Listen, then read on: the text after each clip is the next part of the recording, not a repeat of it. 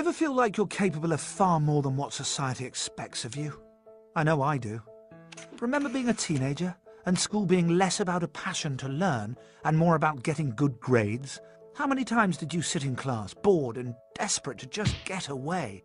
Every teen's felt that. Albert Einstein acted on it. Aged just 15, he's sitting in class when all of a sudden he decides enough is enough, gets up and walks right out the door. He never goes back.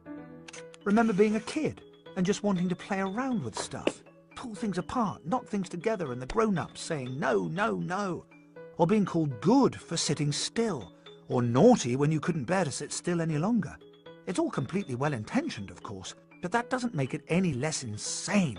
Because the fact is our capacity to create and learn knows no bounds, and the latest research proves it. The invention of MRI scans only in the past 25 years has allowed scientists to see which parts of the brain are used by different kinds of thinking. We now know infinitely more than we did about how we learn and what makes up human intelligence. And it's extraordinary. So, want to know what you're really capable of? Let's start at the beginning. A baby's brain is amazing. It doesn't take 9 months to create. It's taken 7 million years and around 350,000 generations. All the skills, knowledge and talents cultivated by our ancestors are stored inside it. These are like numerous software programs which can only be activated by the baby engaging with its environment. Here's the striking thing. If not activated at the most appropriate time, they simply disappear. Take language. If a child doesn't hear language by around the age of 8, they may never learn to speak. So you can see just how important our interactions are. They ignite our dormant intelligence and they reinforce it too. There's something else. We've evolved to learn by looking at things from different perspectives and making connections between things. And we do that through play. So wouldn't it be amazing if we bore all this in mind when raising kids? Letting them play when they're little and when they're older too? Charles Darwin's teacher said he'd never amount to much because he spent too much time playing with insects. So let children play, because it's never just play.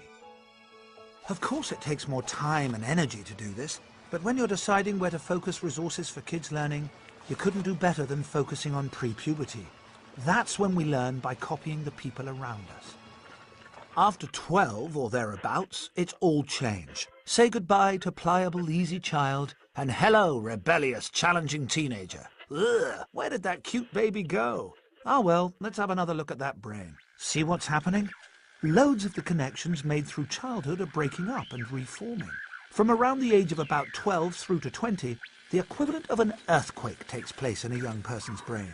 No more going along with what the grown-ups say. The adolescent brain needs to go its own way. Oh no, say parents. Oh yes, say evolutionary scientists. Because if we hadn't developed this urge to do things differently, we would never have made it this far.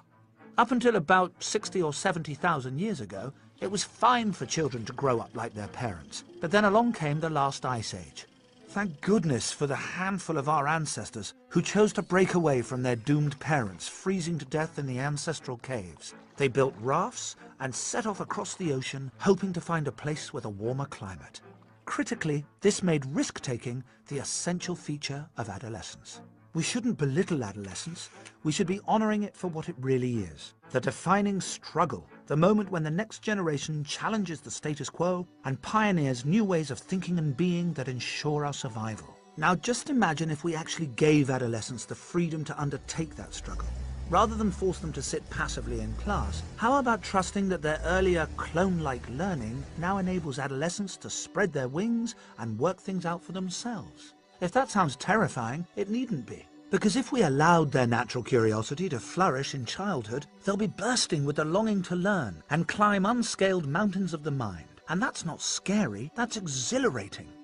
This is the way we've evolved to be. It's what makes us fulfilled, well-adjusted human beings. Let's stop trying to live in a way that so goes against how we're hardwired to live. Let's allow ourselves and the next generation to reclaim the incredible gift of our ancestors. Adolescence is not a problem, it's an opportunity.